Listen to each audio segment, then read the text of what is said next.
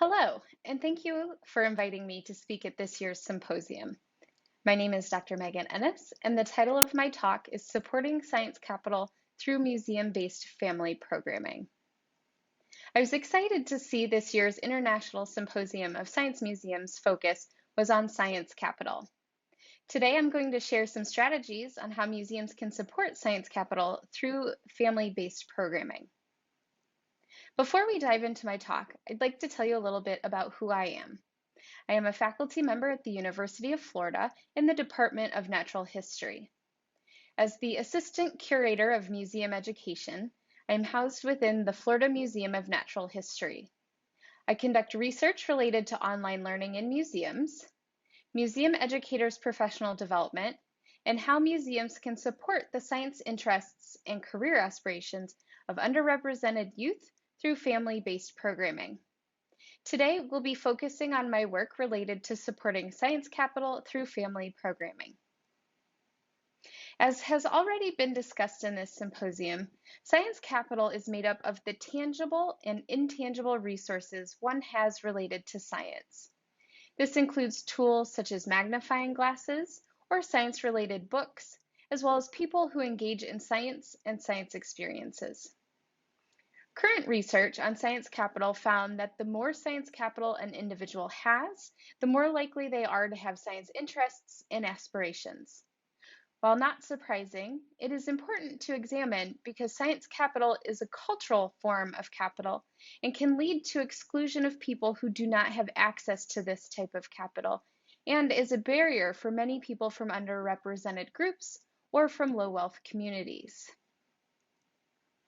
In addition to an individual's science capital, it is vital to examine their family's science habitus, or the beliefs their family holds regarding what is normal and acceptable related to science. It can be summarized as who we are and what we do in science. Family culture plays a vital role in developing STEM interests. Parents, in particular, have been shown to be important in encouraging youth STEM interests, as they have the ability to limit or encourage youth interest in, as well as participation in, out-of-school STEM activities. Parents who engage their children in out-of-school science experiences and hobbies are more likely to raise children who have increased levels of science literacy, a greater desire to keep learning about science topics, and an understanding that science is important to them as a family. Museums and other informal science centers can help parents support their children's early interest in science through family programs that make science accessible, meaningful, and relevant for diverse students by connecting their home and community cultures to science. In addition to science capital and family science habitus, we should also take into consideration the types of knowledge, connections, and capabilities a community possesses, or their community cultural wealth. Within this framework, cultural capital is made up of several interacting forms, including, but not limited to, social, familial, aspirational, navigational, and linguistic capital. The systems of relationships and resources an individual develops through interactions with other people and communities builds social capital. Familial capital includes the forms of cultural knowledge shared by kin, such as shared history or memories. Aspirational capital allows an individual to have goals and ambitions for the future, for oneself or others, despite any barriers they may perceive or experience. To pursue these goals, an individual must utilize their navigational capital, which allows them to understand and negotiate institutions such as school, the medical field, or even the field of science. Linguistic capital is the result of learning to communicate in more than one language or style and is associated with a set of intellectual and social skills. Language plays an important role in allowing individuals access to institutionalized capital in areas such as science. Museums should design programs that support the community cultural wealth, science capital, and science family habitus of their visitors. But how do you know if you're accomplishing these goals? To assess the science capital and family habitus of youth and adult visitors to museums, we designed the Next Gen Scientist Survey. We have one for youth aged 8 to 11, one for youth 11 and up, and one for adults. These surveys have been validated through a psychometric study and structural equation modeling. The survey assesses science capital measures such as access to science tools, science experiences, and science practitioners. It also assesses an individual's science achievement value, a factor made up of an individual's levels of science self-concept and self-efficacy, or whether they see themselves as someone who is interested in and good at science, as well as whether they think others see themselves that way. The survey also assesses their perceptions of whether their family values science. All of these things lead to an individual's future science task value, or whether they believe science will be useful in their future. Our research found that exposure to people who engage in science, have science experiences, and access to science tools positively impacts an individual's science achievement value and their perceived family science achievement value, which leads to increased future science task value, or the belief that science will be important to them in the future. I will include the references for the survey at the end of the presentation.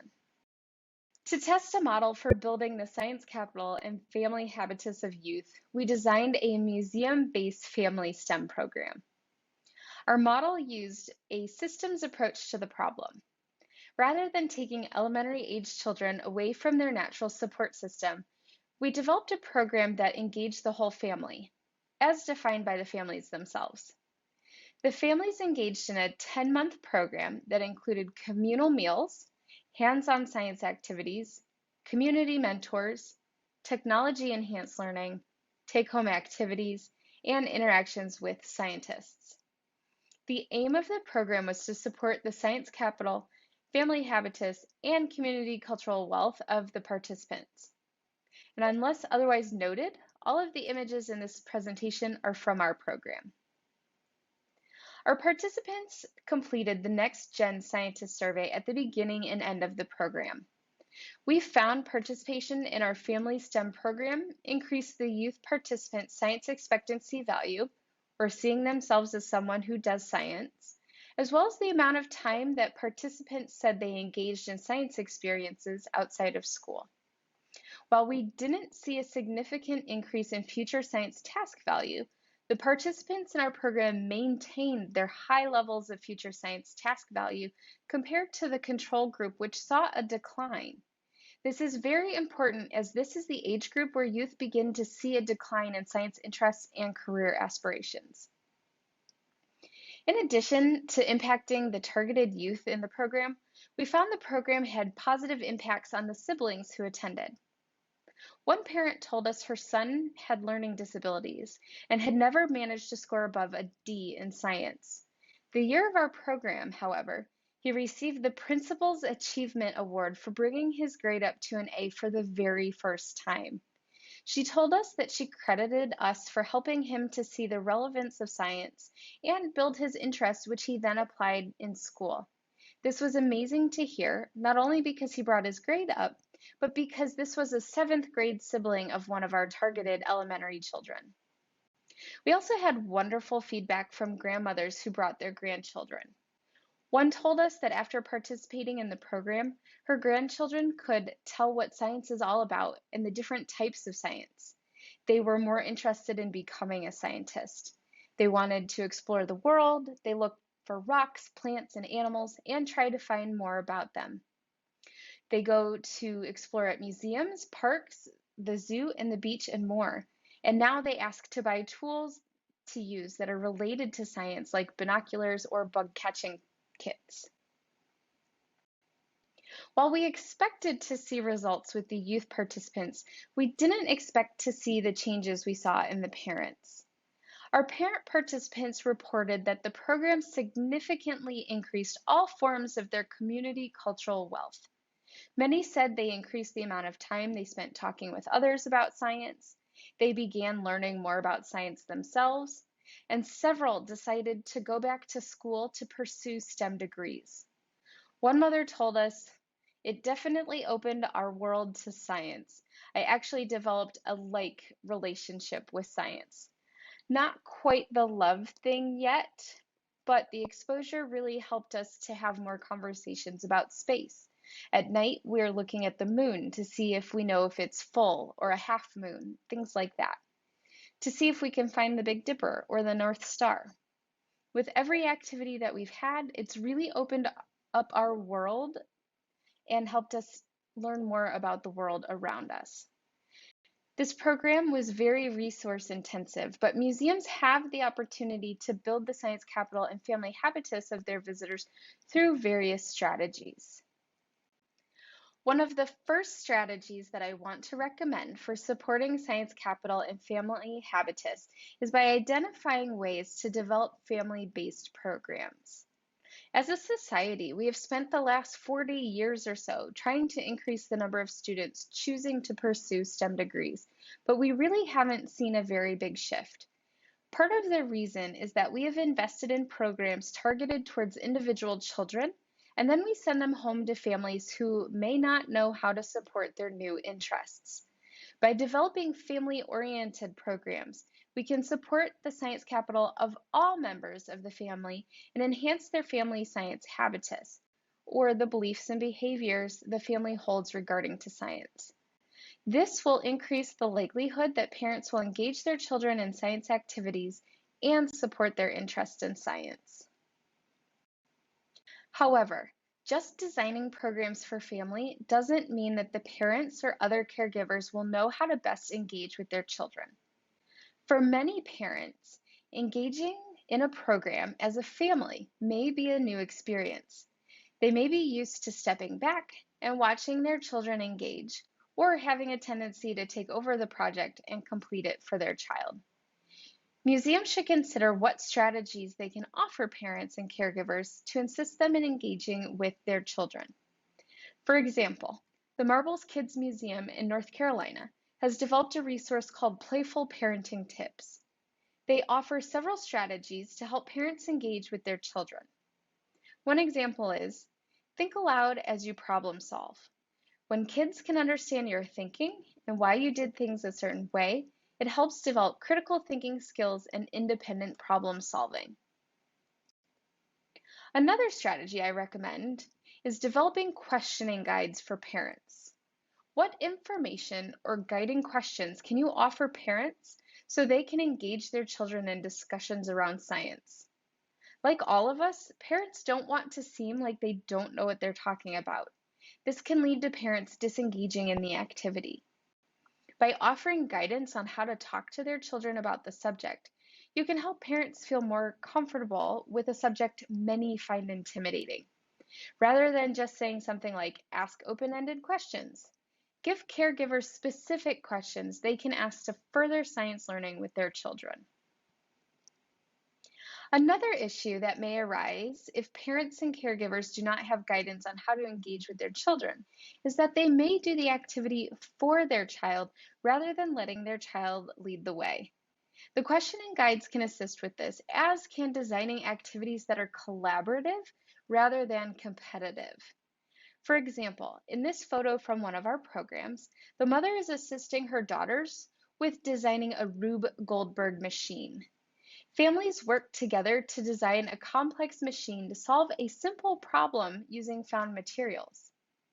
What types of science-based activities can you engage multi-generational families in at your institution so that they can work together to complete the task rather than compete with one another? Another way to support the science capital of families is to add to the science resources they have access to at home.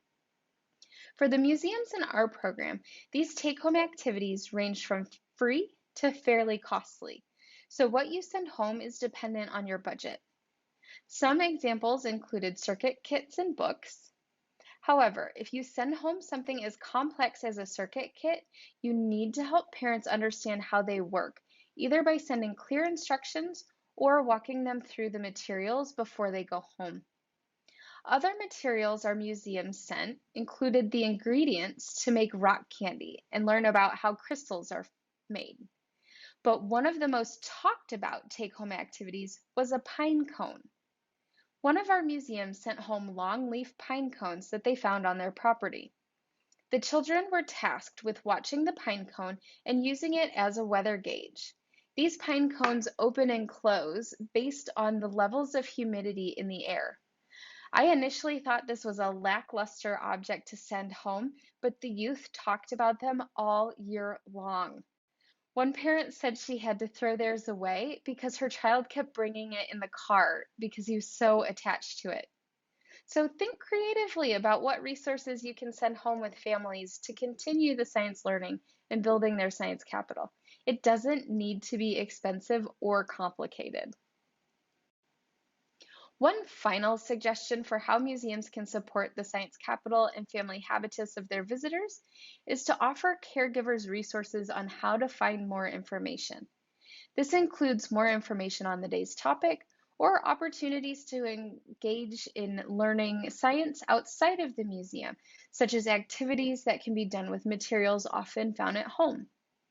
Parents may not know how to support their child's newfound interest in science, so having curated resources can make the task much easier. Other resources you may want to offer is information on local science camps or events, and how to find scholarships for students to engage in those science camps or to attend college. Additionally, sharing career resources related to the day's topic can be very helpful as well. What does a parent need to know about the field to help their child consider pursuing a career in that area? Having information like that readily available can help support parents engaging with their child. Science museums are well positioned to support the science capital and family habitus of their visitors. Through intentional planning and some creativity, there are many strategies to engage families in ways that help them see science as something they do together for fun. By designing programs that engage families as a whole, you can create a supportive environment for encouraging the science capital, science interests, and science aspirations of your youth participants. I'd like to leave you with some additional resources based on our work on science capital and families. First is the Psychometric Study, examining the 4 factors measured by our survey. The second is the structural equation modeling, showing that who you know and the tools you have access to impact your future science task value. And the third is an article on how schools, and by extension museums, can create family programs to support science capital and family habitus. If you have any trouble accessing these articles, I am happy to send you a copy if you email me at megan.ennes@ufl.edu.